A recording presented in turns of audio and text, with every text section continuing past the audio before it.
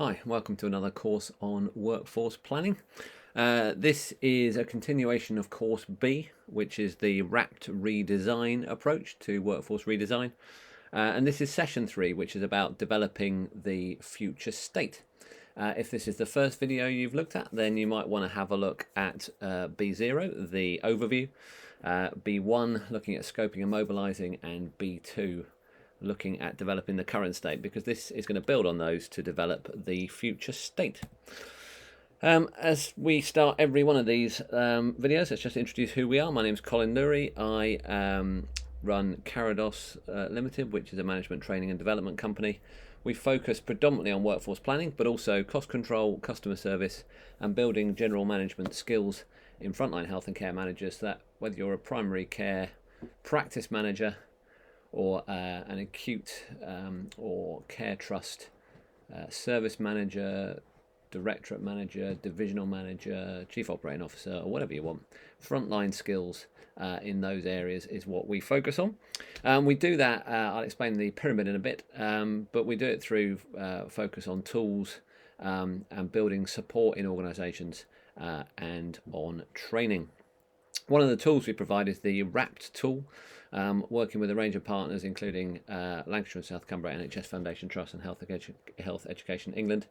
We work with that WRAPT team, and the WRAPT team, as seen here, are an NHS-based training and development service, and they run a free-to-use online secure workforce modelling tool called WRAPT. At the end of this, I'll provide the link to that tool. It's free to use, and we'll be referring to that throughout this. You don't have to use it, but it is a free to use tool you might want to consider. I said I'd talk about the approach to development. We talk about this every time, but it's absolutely critical just to make sure everyone's aware of it. So key points are, not only do we need the tools and techniques, something to embed, something to use. In terms of tools and techniques, we've got a book available, you've got this training course, you've got WRAPT itself. Not only do you need that, not only do you need the training in that, so you know what you're doing, but you also need the capacity to be able to do it. So you need to take time to be able to learn workforce planning. And the only way you really get time to learn workforce planning is to engage with your organisation to help them solve a problem. So the infrastructure and support element of that is about saying, look, make it relevant to your organisation, solve a problem they need to solve. We'll talk on another course around operational workforce planning skills about how you might be able to do that in a really big project for an organisation. But just making sure it's something relevant that they need to work on will stop you being pulled off to do other bits of work or for this to be seen as a side project. And a key part of that, and the point of the pyramid or tetrahedron or whatever it is to make sure that you have got a reason to learn. And that is to have a project to actually work on. That will give you a chance to practice. It's something to prove success. But in reality, just listening to me burble on about what workforce planning is and just looking at this course will give you an idea. It will give you a structure. But it's only by actually going through it that you'll really learn what you really have to do. So that's my bit over at the start. Just make sure you focus on those different elements if you really want to learn workforce planning. What is this module about? Well, this module is about workforce redesign, and it fits within the whole chapter around workforce planning. So we've talked about what workforce planning is, and later on we'll talk about, there'll be courses on how to use WRAPT itself, how to develop a plan, and the features of a workforce hub. What we're focusing on is how to redesign workforce. And the key steps of that in this course, which is course B, is around understanding the high-level redesign process, which we covered in B0, how to set the project up to succeed in B1. B2, we understand the current state. We're talking about this now. And in B4, we'll talk about modelling. And B5, we'll talk about planning and implementing the change. So this one will cover the uses for a future state, the skills needed for developing the future state, because this is the one where lots of different skills are needed. We'll talk about the process, so the steps you need to go through. And then we'll talk about how do we do process redesign, workforce redesign, facilitation, and we'll talk about the 7 R's. But we'll talk about that lot quite quickly because I'll run separate courses in each of those, given that this will otherwise be a very, very long single session. We're going to use the WRAPT redesign process, which is should now be familiar to you all. a 5-circle process with lots of individual steps within it. We'll be focusing on developing the future state this time. So as I said, we're in the middle, developing the future state. We're going to have separate sessions on facilitating a workshop, process mapping, and on the 7 R's. So those will be available as X courses, probably X2, I think about X1, X2, and X3. I can't remember, but they'll be available as we go through. No, X2, X3, and X4, I think. So they'll be available on this channel reasonably soon. So, what is developing the future state all about? Well, there are lots of different reasons why you might want to develop a future state, and that might not always be the case just in redesign. You might want to consider it wider than that. So absolutely, we may need a future state for a redesign, okay? And that future state might be an explanatory document, which you can use to document and engage people in the plan or a strategy, or it might be a really detailed future state document which sets out exactly what the change is. It can also be, a future state can also be a model for analysis, okay? So it can actually be a model of some sort, and that could be modelling workforce versus activity like it does in WRAPT, or it could be modelling other future state information that you might want to model around, the impact on any other indicators regarding workforce, turnover, sickness, etc. So that is a key reason. That's what we're going to cover in this document. But there are other reasons you might want to do it as well. So one reason you might do is you might get data requests from the region or national bodies, and they'll be saying, what are your workforce plans? And what you really need is either an explanatory document to give to them and say, here guys, this is what it looks like, or you might need a data repository. So when we look at planning later on, just be aware that you can use the future state approach to help you build an explanatory document for your entire SDP or your entire organisation. You can also have a data repository, a bit like we had for the baseline, that says this is what the future state is going to look like, and that can be one of two things. You can either build a mechanism to get this information from source systems or from source organisations or source teams. So you can say, whenever you get a request from the centre, you can say, hey, everybody, send me your future states and I'll add them all together and send them off to the centre. That's a great way to do it. You always get the latest up-to-date versions, but you've got to make sure they're in a standard format, so you need a clear mechanism. You've got to make sure you can get them from people. You've got to make sure that you've got a mechanism for chasing them down when you don't receive them the first time, for example. So there's a whole lot of different stuff that you can get there. The second one is around an STP-wide detailed database of some sort. There are some systems that are looking at this at the moment in terms of holding that sort of information on the future state, but it's very, very rare and probably not going to be an easy thing to put together. So, but it is something you possibly could have, is a wide, an STP-wide, an ICS-wide detailed database, which could be held on WRAPT if you need that level of detail. So those are the different reasons you might need a future state. The future state, as I said at the start, needs lots and lots of skills. If you're really going to come up with a future state based around those different elements, you need to have redesign skills. That includes facilitating a workshop, process mapping, project management, and the ability to draw blue squares in PowerPoint. If you're looking to do workforce redesign, you need to understand role redesign, and you need to understand the 7 R's. So you need skills in those areas. You'll need to learn modelling, either in WRAPT or in Excel, and you'll need to be able to develop a workforce plan itself. So that means going through a process and actually being able to write it. Each of those are skills in their own right, which you will need at some point as you develop future states like that. I'll talk about which ones we'll cover in this course in a bit. So, future state development. Right, the main aim of this, the fundamental of this step, as it says there, is to try and work out what can be developed in terms of the future, based on your understanding of the current state and the views of other individuals. So what we're trying to look for is to develop a future state.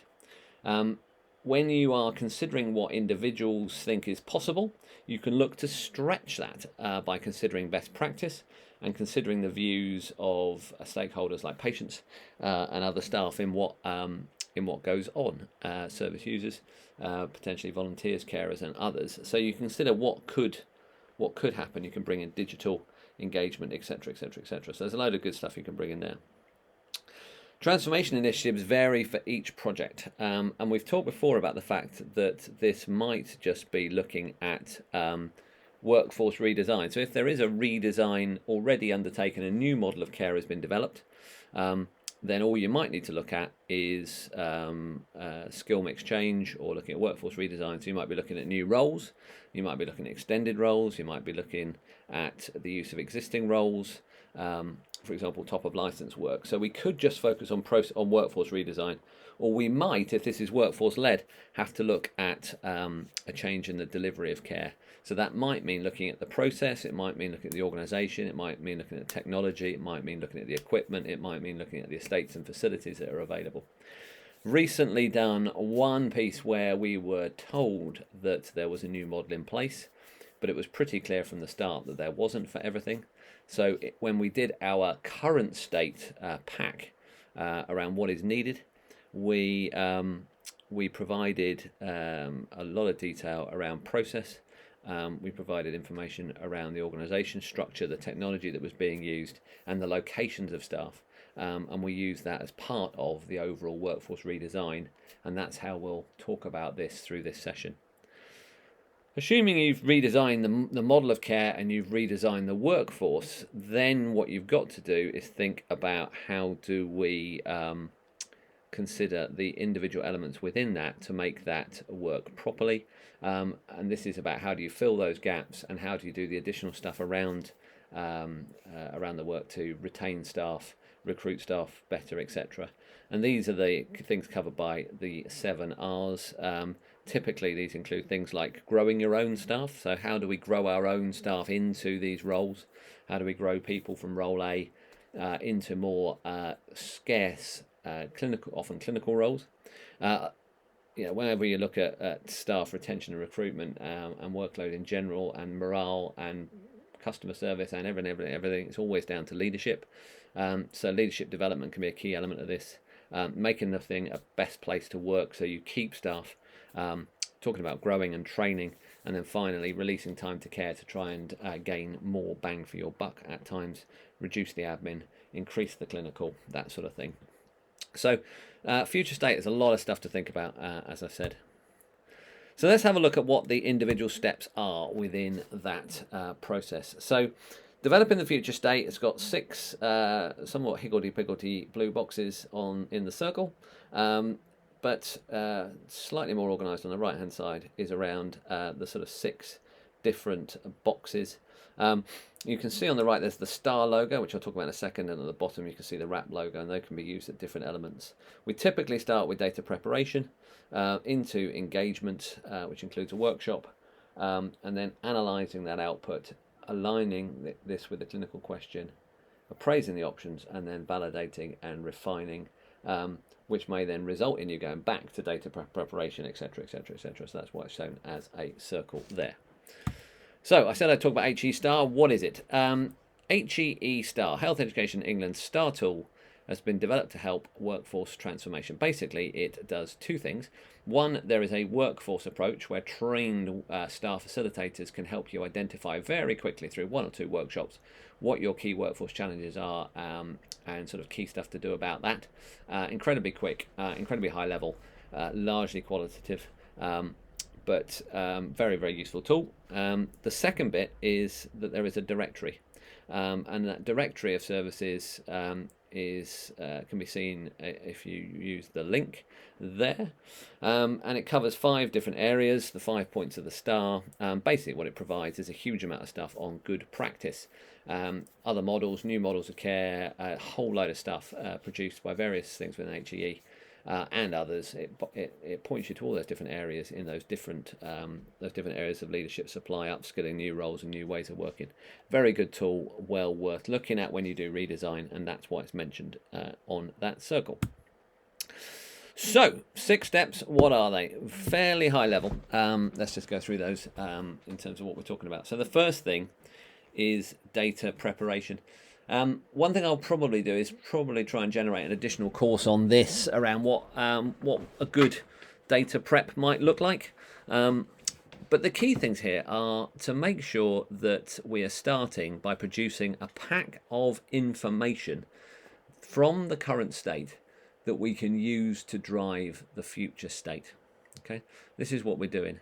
So we're highlighting the issues that exist at the moment. Okay, so we're focusing on the things that can be solved, or you can look at the opportunities.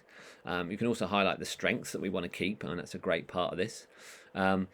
Because it's great for people to see where they are doing well, and you don't want to throw those out when you make the changes. But you're highlighting those. Then you're trying to build a bit of a story. Anything you produce should have an impact of some sort. You want to be able to say to them, yeah, this is what this is telling us. So you need a story. What you can also do is you can consider what the answers might be as part of it. You don't need to go into a redesign workshop, which we'll talk about in a second. You don't have to go into that with a completely blank, well, I don't know what needs to be done. You can go in there with a consideration of what the answers might be, and you can prepare some options for consideration. What you shouldn't do is use this as a rubber stamping exercise to say, hey everybody, here's what we're going to be doing next. Do you all agree? Yes, please, because you'll be lucky to get out of the room alive, let alone with your options intact. But you can say, here's a couple of things we've thought about, that we might want to start. That might give us a start of 10. So that's about data preparation. Now, you can include all sorts of stuff in that as well. So you not only do you include a view on the current state, you might also want to throw in other bits of information we haven't talked about. You might want to talk about forecasting. So what do you think might happen in the future? We might want to introduce best practice. So really bringing in, what is good, what could be done. You might want to bring in national and regional policies and what others have done, even if it's not necessarily good practice. You might want to bring those in. And all of this stuff can be found on the STAR tool. You might want to bring in the organisational strategy, the ICS strategy. You might want to consider the impact on other areas within your organisation or your system. All of these things can be brought in, but you do need to think when you're doing this. It might not all work in your region. I guess one thing for the NHS is that there isn't a lot of kind of central that, look everybody, this is what you must do. What we need to do is to say, hey, this is what others are doing. How can we apply it to our geography? So would it work if we're rural and that was a city? Would it work for our areas because we've tried to bring nurses in the past and we haven't been able to get them? So there's not much point thinking about those.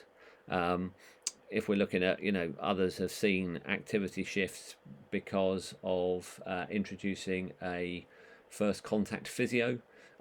Is there some reason why that wouldn't work for us because there's already a role doing something similar? So we need to think about that. And we also need to think about any of the things we're talking about. Think about, well, what might get in the way of a successful implementation being achieved? Because there's no point in presenting a plan and coming up with a plan that can't be implemented. So data preparation is key. And as I say, I'll probably try and run through an example of those on a separate course so you can see what a pack might look like. At the end of the day, it's your own pack. You're trying to focus on the issues and opportunities, but looking at process, technology, organisation, facilities, and estates, equipment and staff, org charts, location maps, that sort of thing we talked about last time, bringing all of that together into one place to say, okay, workshop, this is what we're looking at, everybody. So then there's the engagement, and this includes a workshop. So I'll talk a little bit about who should exactly be in the workshop in a bit, but the key elements here are there are lots of skills needed, and the key ones you're going to need in that workshop itself is you're going to need to be able to facilitate a workshop, you're going to need to process map, you're going to need to be able to do process redesign, role redesign, and you'll need to understand the 7 R's for this workshop. So, as I say, I'll talk later about the right team for redesign. You need to get the right people in the room. So, engagement. What is engagement about? Well, engagement is predominantly about saying, have we got somebody in charge of this area? Somebody or somebodies. Let's talk to them first of all and say, right, we've got to do the redesign. Here's the pack I've produced, which gives us all the information. Okay, leader of this area. Say, for example, it's MSK Services. Right, okay, lead for MSK. Let's get the right team in the room. And we'll look at that data and we'll run a workshop. And then we might solve it in one workshop and move away, and we've got a final redesign. Or we might not. We might need to do a second workshop or a third workshop. And in between those workshops, we might need to work on individuals, talk to individuals, understand concerns, provide more detail, and then come back to the next workshop. Redesign is an act of getting people to think differently, to come up with a future state that they agree with, and to gain agreement across multiple people through process of facilitation. And that's why this is quite a tough step. My favourite step in everything is coming up with the pack of the current state, because everyone loves it. My least favourite step is trying to get agreement around a future model. And a key thing we'll talk about when we come to facilitation is not taking this on as your own responsibility. You need to help the leaders through this process, but you want the leader and the team to really help you with this process, otherwise it gets quite lonely. So it's about getting the right team in the room, it's about facilitation, it's about gaining agreement over time, not necessarily in one workshop. It's about redesign, both process, technology, organisations and estates, but also workforce redesign, and that's something we'll talk about. And then it's about developing the responses to those, as in using the 7 R's. How do we solve that problem? It's all very well saying, right, we've got a new workforce which needs 200 new GPs if we're not going to find them. So we need to make sure they are implementable. Once we've done the engagement, we move into that bit around it. Is it implementable? So once you've looked at the future state, we'll then have to map the future state versus the current state to make sure we're very clear around have we met the challenge, which we'll talk about in a second, and make sure that we understand the impact of that redesign. So that means looking at the an impact assessment on patients, service users, staff, communities, protected groups and other providers. We need to make sure we understand what the impact is likely to be in terms of costs to inform benefits realisation. We need to understand whether the impacts have taken us over the level in terms of if there were staff reductions, and there never are, but making sure that there are considering impact on any on staff side, etc. So we need to understand the impact of that, and we need to obviously understand the shifts in workforce and activity. So what are we expecting to change? So when we've designed the future state, a key step here is then to consider what is the difference between the current state and the future state, and that's what we do here. So just analysing that output.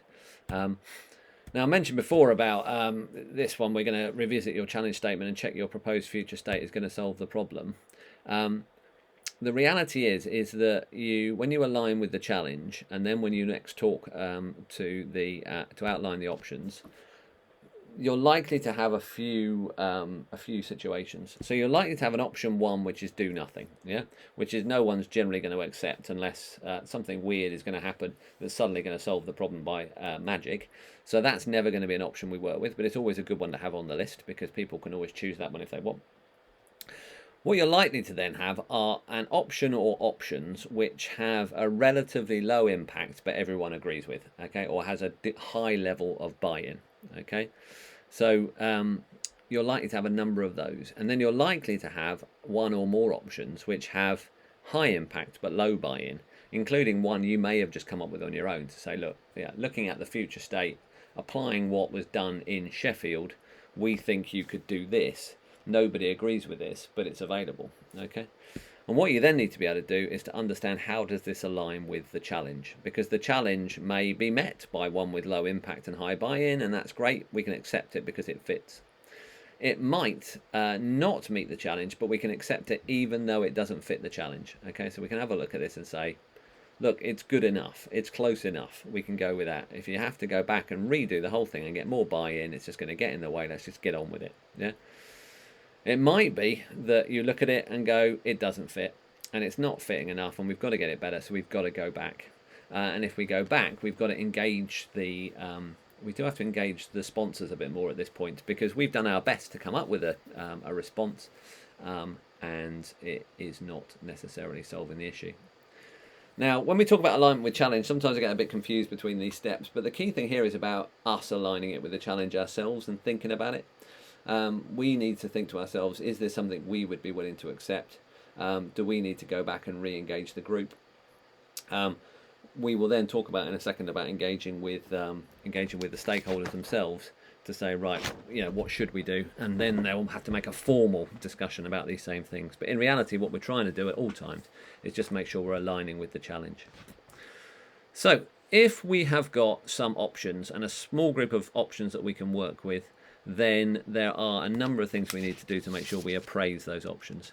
So we might consider, first of all, is each option safe? So are we sure that the option itself, is that safe in general? I mean, this is pretty much pass or fail, but is it safe? Yes or no? Is it affordable? Considering, thinking about not only the ongoing costs, but in general, what about the implementation costs or one-off costs that might be associated with it? It's worth thinking about each one of those. Does it align with the strategy? So we talked about that in terms of bringing in the strategy from an organisation ICS point of view. And then, is it viable? Is it implementable? So are the digital solutions it talks about available? Are the workforce requirements possible? Is the estates change likely?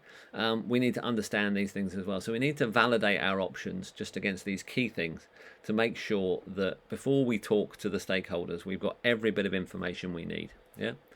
So just flicking back, we've engaged with people, we've analysed what the impact is, we've aligned it with the challenge ourselves, and we've come up with a smaller set of options. We've considered those options to make sure that they absolutely fit and we can score them in that way. And then we go and have a chat with the stakeholders and make sure that we are absolutely clear that these are options that we can take forward for modelling, for proper modelling, and for potentially for implementation. Now, we talk about those as steps. In reality, you should be doing all this all the time. If I come out of a first workshop and think I'm miles off the pace, I'll be telling the stakeholders that. If the stakeholders go, you've got to solve that, then fine, I know I've got to go back hard. If they go, it's fine, don't worry about it, then you can go, okay, well, you're happy with this? And they go, yeah, it doesn't really matter. Okay, fine, we can go back and we can be a bit lighter, or we can just say, is this option working? Constantly talking to the stakeholders about, look, guys, I can help drive the level of agreement forward, but I can't do that quickly. Do you want a quick and an almost there approach, or do you want a longer and absolutely there approach? So, future state, fluid, redesign. Now, I'm going to whiz through these following slides because I think we're already out in terms of time, and also because we're going to talk about these in more detail in separate ones, but I just want to make sure I give you a flavour of the things that we can talk about. So first of all, who is in the workshop? Key element here is you need to make sure you get the right people in the workshop, and there are all sorts of issues around this. We talked about some of this in module module 1. It's technically module, it's B1. It is B1. We'll talk about the fact you need clinicians, service managers, frontline staff, patients, all of these different ones. We could talk a lot about how do you make sure you get the right ones, and we'll talk about that in more detail in the sub-courses. But you need to get the right people in the room for the redesign, and there are all sorts of things to consider for that. Are they the right people? Are they the people that can provide the right advice? Are they the people that can bring the rest of the bodies with them, for example? And how do we make it fair on private providers and make sure we have enough local authority, councils, etc., people involved in those discussions? The second thing I want to talk about is facilitation. So what we need to talk about is how do you gain facilitation over time. So we'll cover the fact that you need to talk to people before a workshop and get people engaged, then about running a workshop, and then about how do we engage them again, and then potentially writing that down so everyone can have another look at it, and then having another workshop, and then documenting. So don't see this as just one workshop, see it as a process of workshop and documentation, workshop and documentation. We want to focus on what degree of consensus we can get. We need to make sure we've got the right agenda, and we want to make sure that we are clear in advance around what do we want to get out of the workshop, what the plan is, what do we need, want, who is doing what, so the roles, what about table facilitators, how do we win, how do we get what we want out of this, and then what's the plan to capture and use the outputs. From an agenda point of view, we will talk about the need for this to be or the potential need for this to be a bit like the Hollywood arc in films, where it starts with a sort of a nice start, and then as you get into the middle is when you have the hard conversations, and by the end they're summarised, resolved, and people leave the cinema whistling and happy. If it's that sort of film, then we'll talk a little bit about how do we manage the agenda to make that happen. But a key element is facilitation skills, and we'll go into more details about it. We'll also talk about how do you facilitate behaviours, because when we're in there, we need to cope with the fact that there is likely to be a power shift involved in this, and therefore you've got people not coming to it necessarily to say, how do I get the best solution for everything, this is wonderful. It will be, in some cases, people thinking, how do I get the best solution for myself, which is a little bit unfair, and they're not really thinking necessarily in those lines. They are thinking, it's a deeper than that. These aren't bad people, but if there's a power shift, then there is always potential for various different behaviours, which we'll cover. We'll cover the behaviours that might happen. We'll cover the approach to addressing those and the tactics that we might be able to use to address those. Key elements are people are going to want to know what's in it for them and how will they cope with these changes. There's a lot of human behaviour in that room, and we'll talk about the facilitation of behaviours. We'll also talk about how do you gain agreement over time, and how do you consider the fact that some people will need to be managed closely because they are very interested and very influential in the project. Others will need to be communicated with less regularly. But as we go through those individual steps, we'll talk about how do you gain agreement over time and a bit of a model for communications throughout this process. So facilitation is one key bit. The other key bit we're going to talk about is role redesign, and I'm going to whiz through these slides. So process redesign, understanding how do you engage people with a simple view on the process, and how do we help people to go through a process from its input all the way through its process steps, decision points, and the like. We'll talk about how do you actually map it out, and then how do you play with those maps to help show what the changes are. So process redesign will be a key part of it. Also will be role redesign. I'll slow down a little bit for this one, but again we will cover this one. So this is kind of the brass ring stuff. This is kind of workforce redesign. What is it about? A lot of the other stuff we talked about is it's a project. We've talked about you need to sort the processes, technology, the organisation structure, and the facilities out, because of course you do. If people are based all over the place and not based together, that will have an impact on your workforce model. If the processes are big and unwieldy and you could shorten them, well, that'll have an impact on the process model because you need fewer staff to do those tasks. If the technology is clunky and you have to do lots of steps, and you can take that out, or if you can replace people with robots, then that's going to have an impact on the staffing model. So all of that stuff, unashamedly, we need to look at. But absolutely, if we don't know about this stuff, this role redesign, then we are going to be in a degree of trouble as workforce redesign people. So as I say, we will focus on this quite heavily in a separate one-off sub-course. But let's have a bit of a think about this one briefly while we are here. So there are a goodly number of different approaches that we can take to role redesign. So I've listed 5 of them there that tends to get mentioned. So functional job analysis, task inventory. There's one called the job element method, which is fun. There's one called the narrative task, which is really quite a fun one, where you have to sort of essentially come up with a story through the process, and you show the whole thing as a story. And there's one about the critical incident approach. So there are 5 different mechanisms. At the end of the day, they do 3 things. They analyze the tasks that are being done. So you need a process map, okay? So we know what are all the tasks that are being done. They tend to rate how important they are, and they understand what skills are needed, okay? Now, there's loads of things you can then add to those. You can talk about the service user need for the task. You break down the steps themselves, obviously, and you can talk about the staff needs on each of those tasks. We can talk from a skills point of view. We can talk about whether you need to be qualified or unqualified. We can talk about who's doing it now and why. So what are they doing it for? We can talk about the competencies required. We can talk about the behaviours and the attitudes required. We can talk about the legal requirements. So analysing the task can be just as simple as breaking down the steps, or we can really look at it. What does the service user really need from this? what's good about this task itself? What happens if this task is done well? What happens if this task is done badly?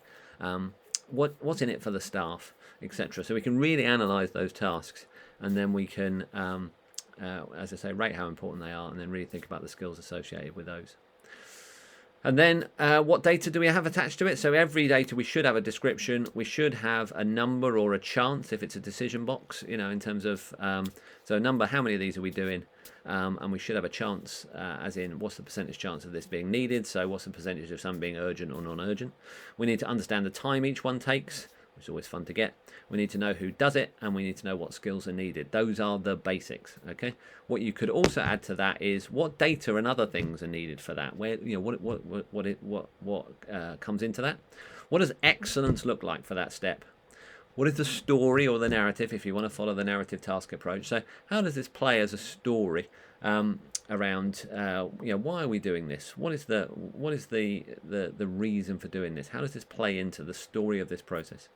We need to understand what's the consequence of doing it wrong, and we need to understand what makes it a good thing for staff to do, what makes it interesting for them. And these are very important things to think about when we're going through the work, because there's all sorts of ways we can redesign things well, and there's all sorts of ways we can redesign things badly, depending on your viewpoint. Key point is obviously make sure the staff are in the room so they can tell you and kick you somewhere sensitive if you say something stupid. But it is important to make sure that we have good roles as part of it.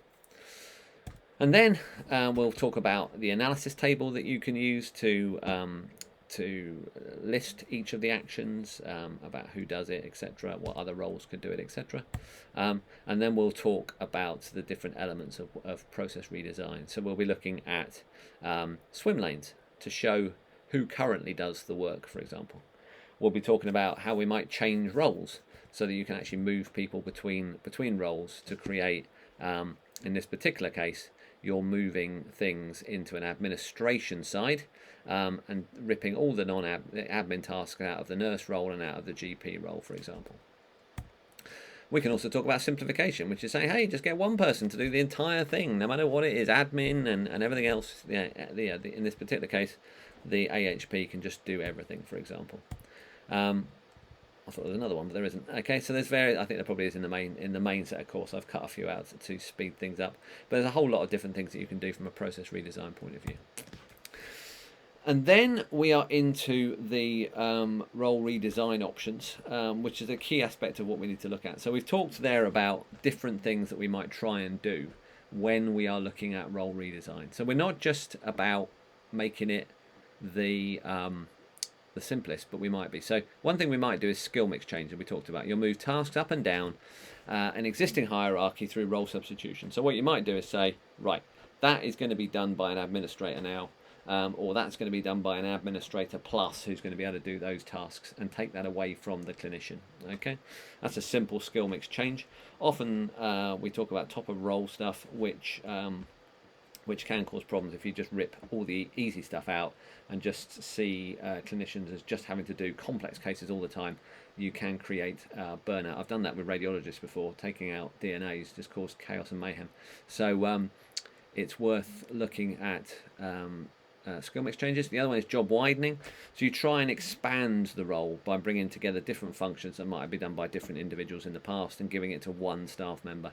That may give them a greater understanding of what they're doing. It may reduce fracturing to patients and really work.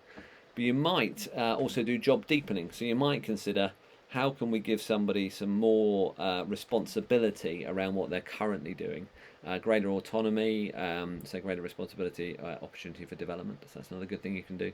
Or you might come up with an entirely new role to combine new and existing roles and functions in innovative ways.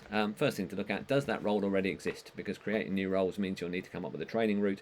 And there are lots of great new roles available already on HEE Star and other HEE sites. All these different things to think about in terms of the lighter blue boxes. So we're going to need to think about remuneration and banding as a result of this stuff. Supervision, how much supervision they get is important. The training they get, the career route, what makes this excellent. We need to think about engagement with unions and staff side. We need to think about what are the volumes of work that they're going to be expected to do, because that will have a place in the model. We need to think about designing the job description and making sure that's something everyone agrees on. We need to think about responsibility, what responsibility they have within that approach from input to output. What else makes the role attractive? Think about the financial implications, often linked to remuneration, and think about how this would be communicated. So all sorts of different things to consider from role redesign, which we'll pick up.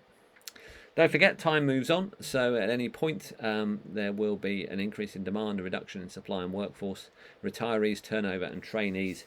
We need to take those into account in the do-nothing model. And the final point, before I finish this somewhat long section, which is probably longer than I hoped it was going to be, but I think we're there, is you need to know the 7 R's. I've already recorded this course. There's a good half an hour, I think, on workforce redesign planning. But the key thing is there are 7 responses you can take to increasing workforce versus demand. So they are: you can recruit, you can bring more people in, you can retain people, you can stop people from leaving, you can get people to return who've already left, you can replace the role with automation like robotic process automation or artificial intelligence, or you can put different staff in the role. You can retrain other roles to do it, you can redesign the role, which is what we've been talking about, and you can reduce sickness and improve efficiency, improve wellness, etc., to re-energize people. There are a whole load of different schemes, but when you're coming up with a future state, one of the things you're going to need to think about at some point, not necessarily in the first workshop, but a later workshop, is how do we do this? What do we do? What's the future state look like for recruitment, for leadership, for getting people to return to work, great place to work, wellness schemes, digital solutions, patient involvement, etc. Key element here being leadership, not mentioned on that screen, but is absolutely critical. And I've already done the course on that, so you can have a good look at that in more detail. So that is it. As I said, what we have covered is quite a lot there. We've covered the workforce redesign future state process from start to finish. We talked about preparing a pack. We talked about engaging people through a workshop, and then we've broken that out a little about process and around workforce redesign, and we've briefly touched on those and briefly touched on the 7 R's. We've talked about then the steps that follow it, which they tend to crowd in on each other a little bit, but they are absolutely important around aligning it to the challenge, modelling it from an options point of view, and then talking to stakeholders about those options. They are all important stuff. So by the end of it, you've got a future state, and you're going to have to move on to modelling that future state before you move on to implementation. So what you can do, if you wish, is to continue this bombardment of blue boxes and somewhat dull presentation into session B4, which is modelling the future state. Or if you are bored of redesign or wish to expand your horizons, you can start the WRAPT Plan course. You can start the WRAPT Hub course, which is for ICP, ICS level stuff, or you can start the WRAPT Frontline course, which is the one which is focusing on what skills you'll need if you are a frontline manager when it comes to workforce planning. So those are the other courses you can either start, or you can continue this one, or you can jump to some of those X courses, which are things on data, 7 R's, etc. There's lots of resources you can use. You can register to the WRAPT tool, and if we're going to do WRAPT modelling, and the team are going to record those courses soon, then you need the WRAPT tool. You can buy the bumper book of Health and Care Workforce Planning. It's currently May. I've got the second version in my hand at the moment. It will soon be available on Amazon, certainly by mid-June, one would hope. And I've said it would be available by the end of May before. That's June 2021. Hopefully that you'll be watching this after that, and it will be available. You can visit the WRAPT website at www.wrapt.org.uk. You can visit health education and workforce planning pages. You can visit the Carados website. Key thing, which one should say in these circumstances all times, is please like and subscribe and ding the bell, whatever that means, and tell your friends, skywrite how important this is, whatever you can do to improve access to this so people know this exists. Excellent. Right, I shall see you all next time on the Modelling the Future State WRAPT redesign course, or one of the sub courses. Brilliant. Thanks very much.